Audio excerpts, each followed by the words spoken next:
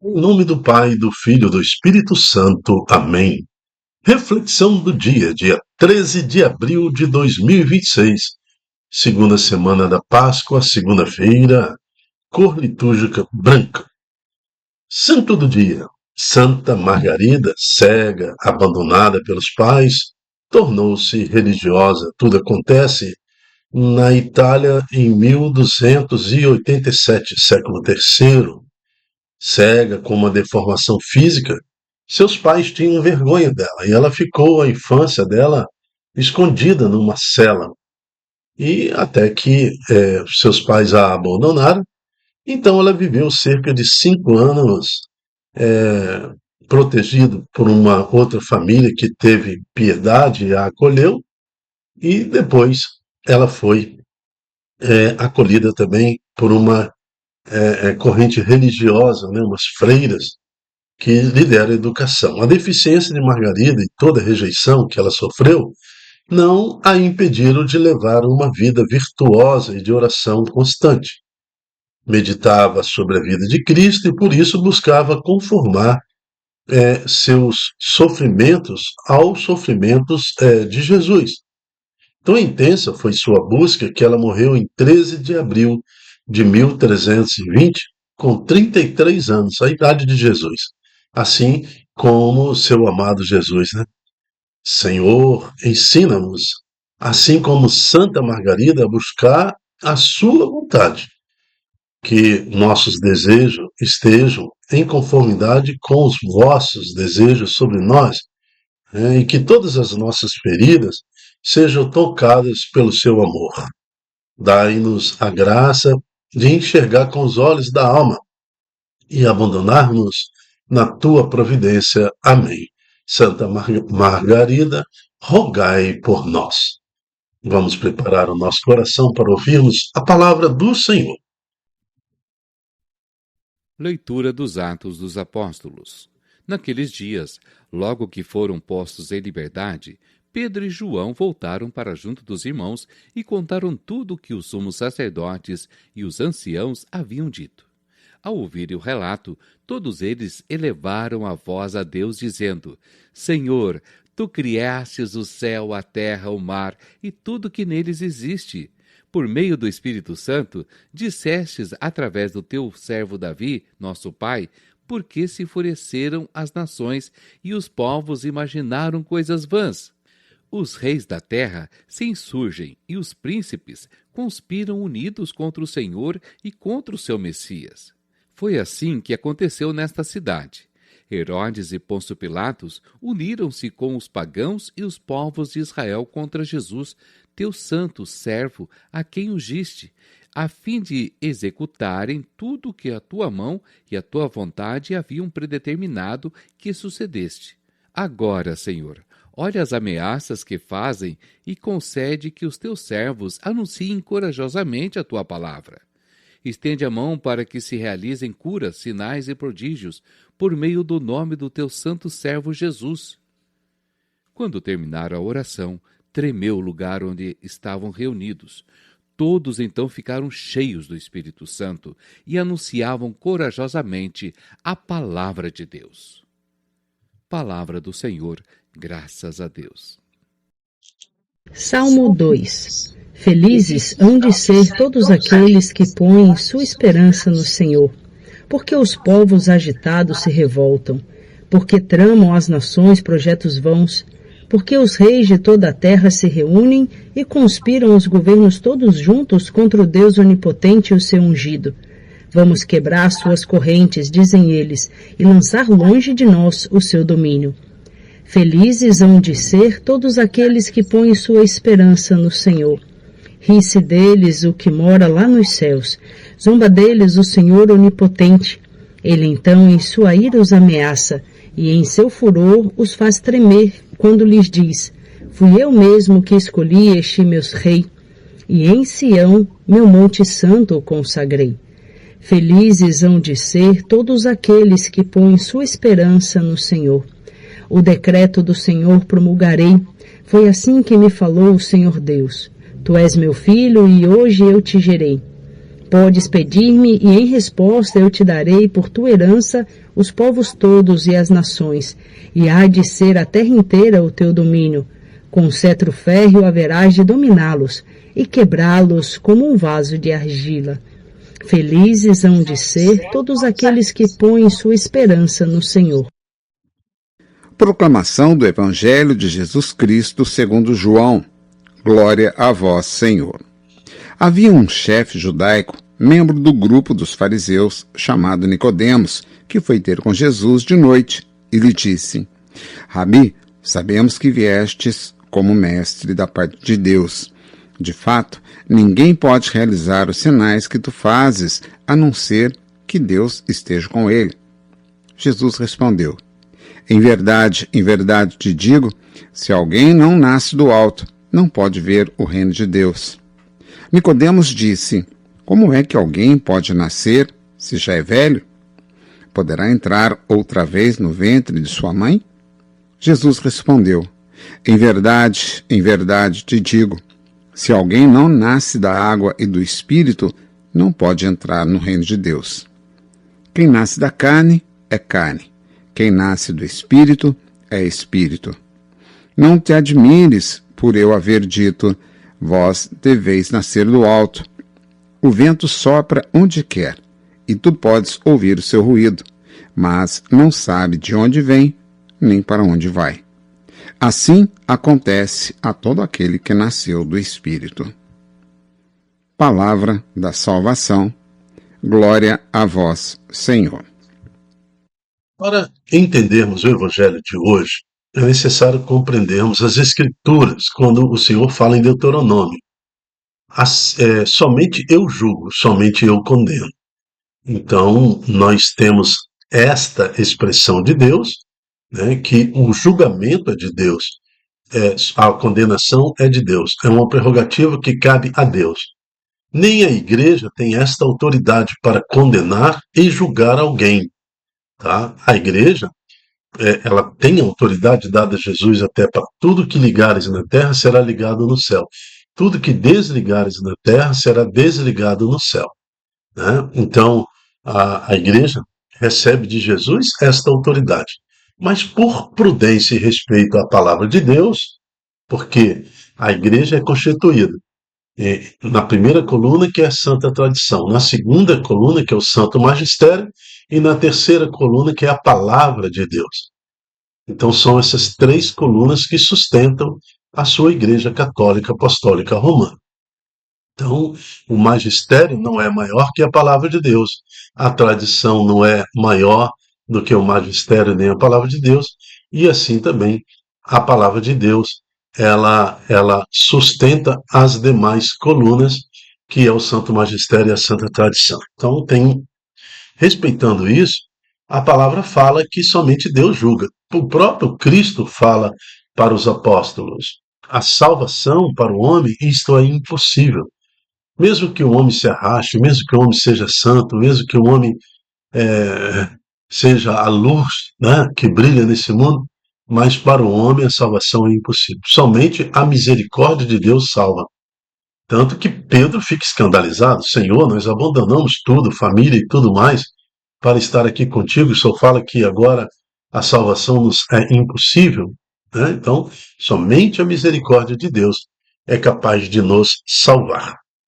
Então, em resposta aqui a Nicodemos, Jesus responde: em verdade eu vos digo, se alguém não nasce da água e do Espírito, ou seja, se alguém não é batizado em nome do Pai, do Filho e do Espírito Santo, e não recebe o Espírito Santo, ele não pode entrar no reino de Deus. Então a salvação está na igreja. Está vendo? Mas quem está fora da igreja será salvo? Sim, ou não, depende da misericórdia de Deus. Agora, se eu tenho certeza, se eu quero ter a certeza na minha salvação, eu devo me agarrar à igreja de Jesus Cristo, que somente a igreja de Jesus tem a água do batismo, e é sobre ela que foi derramado o Espírito Santo em Pentecostes. Então, eu não encontro salvação fora da igreja. Vamos imaginar o seguinte: você está andando numa rodovia e tem um túnel. O túnel atravessa uma montanha. Então você vai andar 8 quilômetros nesse túnel, passando pela base da montanha, para chegar do outro lado. Então, a certeza de que eu vou chegar para o outro lado é passando pelo túnel. Então, tem um parâmetro, tem o limite, tem os sinais, tem iluminação, tem tudo. Eu tenho certeza que ali é o caminho mais seguro para eu chegar do outro lado. Agora, se você resolve soltar do carro e fazer uma caminhada a pé pela montanha, você, sua família, e cortar, usar um caminho mais longo, andar pelos penhascos, estar sujeito a serpente, cobras, animais, onça, toda forma de acidente possível, você pode ir a pé, fazendo uma caminhada longa e perigosa que vai durar talvez dias, pode se perder, né? Pode encontrar um riacho, uma cachoeira. Bom, o perigo você está correndo, pode ser que você chegue do outro lado, pela misericórdia de Deus. Mas o caminho que você escolheu para chegar do outro lado desse túnel não é o caminho oficial que Deus preparou para você. Deus preparou para você o batismo da água e do Espírito. Para você, foi tudo pavimentado, foi tudo construído para que você e sua família cheguem do outro lado, que é o céu, o reino de Deus. Agora você está usando um caminho muito longo, perigoso. Pode chegar do outro lado? Pode, né? Mas é um caminho, uma decisão insana. Por que eu vou sair da proteção da igreja e tentar achar um caminho obscuro, um caminho cheio de acidente para ir para o reino de Deus ou para ir para o céu? Se Deus me deu a igreja, que é essa estrada, esse túnel pavimentado, iluminado, cheio de segurança, acidente pode acontecer dentro do túnel? Pode, né? Mas tem telefone, tem tudo, tem bombeiro, tem a polícia, tem tudo que vai ali, né? É assim que é o caminho de quem caminha na igreja. Agora tem uma opção de gente que está se perdendo na mata, correndo riscos desnecessários, fora da igreja, tentando achar a salvação. Vai que, pela misericórdia de Deus, encontre do outro lado, mas com muito sacrifício e deixando para trás elementos da família, pedaço do corpo, chegando do outro lado completamente destruído, sem nenhuma necessidade. É isso que Jesus responde a Nicodemos. Olha só, quem nasce da carne é carne. É, a cobra nasce da carne, né? Ela nasce, aí ela tem todo, não tem consciência de si mesmo. Assim, a paca, o tatu, né? O porco, a onça, o javali, né? Então, ele nasce da carne, é da carne. Então, ele não tem consciência espiritual de si mesmo, não tem. Então, são elementos que depois que morrem fica aqui nessa terra, porque não tem sentido. A vida desses animais não tem sentido de uma pós-morte. Ficou aqui, acabou. Então, quem nasce da carne, não sou eu que estou falando, é Jesus que está falando. Quem nasce da carne é carne. Então, por que eu vou negar meu filho o batismo? Porque não vou batizar meu filho porque ele é criança. Aí essa criança morre sem batismo? Como é que é? Então, os 6 meses que ele viveu, os 8 meses que ele viveu, no meu conceito pessoal humano, eu vou achar que ele viveu como um javali, como um porco, como uma cobra, né? Como um elefante, que é um jacaré? Não, eu desejo que esse menino seja logo um cidadão do céu.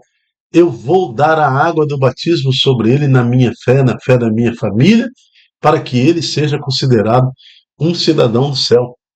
Porque Jesus falou: ninguém pode nascer, né? Ninguém pode entrar no reino de Deus a não ser que não seja pela água e pelo Espírito. Né? Então, pelo batismo e pelo desejo daquela família que aquele filho se salve. Aí não. O pai e a mãe preferem pegar o filhinho que Deus lhe confiou e cruzar contornar a montanha, ir pelo penhasco com aquele filho. O filho tem 1 ano, 2 anos, não foi batizado, eles continuam caminhando pelo penhasco, e com onça e cobra, todo tipo de perigo eles estão atravessando. Porque a criança tem que decidir se vai aceitar Jesus. Santa paciência! Santa paciência! Ainda bem que é um Deus de misericórdia. Ainda bem que nós temos um Deus que compreende as ignorâncias humanas. Mas é pura ignorância não batizar uma criança, né? E caminha aí com esse menino penhasco afora. Então, a quem nasce do Espírito é Espírito. Então, embora o meu corpo seja de substância, se eu botar a mão no fogo me queima, eu tenho fome, eu tenho sede, sinto dor, né? Estou sujeito às doenças do corpo, mas eu já vivo minha condição espiritual. A morte de quem nasce no Espírito é a morte da carne, porque o Espírito vai viver eternamente, encontrará o reino de Deus, né? Imediatamente após a sua morte. Por quê? Morri na carne, mas já nasci no Espírito desde o meu batismo. Então, quem é do Espírito, quem nasce no Espírito, é do Espírito. É isso que Jesus está falando, né? Então, o Evangelho de hoje ele é compreendido nesta dimensão. Quando eu aceito o que está acontecendo nas Escrituras, como as Escrituras falam do mover de Deus para a nossa salvação, e aceito a grandiosidade, a graça e o poder que Deus deu à igreja para que o nascido da água e do Espírito possa, então, entrar no reino de Deus. Assim, então, está na primeira leitura, né, quando em Atos dos Apóstolos, logo após ter sido ameaçado pelas autoridades, os apóstolos se reúnem com o povo e falam também dessa grandiosidade que é Cristo Jesus e de que nos traz pelo batismo a condição da vida espiritual, e todo o povo se alegra. E todos, cheios do Espírito Santo, anunciavam corajosamente a palavra de Deus. É assim, então, que corajosamente Santa Maria Margarida vive corajosamente em espírito, mesmo sendo rejeitado por aqueles que lhe deram a substância do corpo, né? Os seus pais, por uma deficiência, ainda por cima cega, mas ela se contempla e se completa no Senhor, anunciando com a sua dor a vinda de Jesus. O Salmo de hoje, ele é escrito, veja só, 1000 anos antes de Jesus, né? Salmo 2, olha só o que falam, né? Felizes são hão de ser todos aqueles que põem sua esperança no Senhor. Agora, olha só o que fala esse versículo. Porque os povos agitados se revoltam. Parece que está falando de hoje, né? Por que tramam as nações projetos vãos? Por que eles querem destruir a família? Por que eles querem destruir a igreja? Por que eles perseguem os cristãos? Porque os reis de toda a terra se reúnem e conspirando os governos, todos juntos contra o Deus onipotente e o seu ungido. Mas por que até os dias de hoje, século XXI, 2026, esse salmo está tão presente? Vamos quebrar as suas correntes, dizem eles, e lançar longe de nós o seu domínio. Porque a religião é causa de toda a divisão do mundo, a igreja perseguida, a família perseguida, tudo é perseguido, porque estes vivem na carne. O que importa para eles é o prazer, a orgia, é o ter, né? Vive esse mundo de substância como se fosse a única promessa. Então, aqui vale tudo, qualquer coisa, né? Para que seja feliz, e nunca encontrarão felicidade, porque a verdadeira felicidade está do outro lado do túnel. Vamos atravessar por essa pavimentação que Deus fez, evitando os perigos externos, e chegarmos do outro lado com a graça do Senhor no reino de Deus. Veja esse Salmo, Salmo 2, escrito 1000 anos antes de Jesus, e já falava de tudo que nós estamos vivendo aqui nos dias de hoje. Que a Santa Palavra do Evangelho, então, nos proteja, nos dê força, e vamos invocar agora sobre nós a proteção do Espírito Santo. Derrama, Senhor, o seu Espírito, sopra sobre nós e sobre a nossa família, assim como tu sopraste sobre os apóstolos, o teu Espírito e renova em nós a nossa força, esta força que tu deste a Santa Margarida, para que em meio às nossas dificuldades possamos proclamar para o mundo: Jesus Cristo é o Senhor. Amém. Até a próxima, se Deus quiser. Tchau, tchau.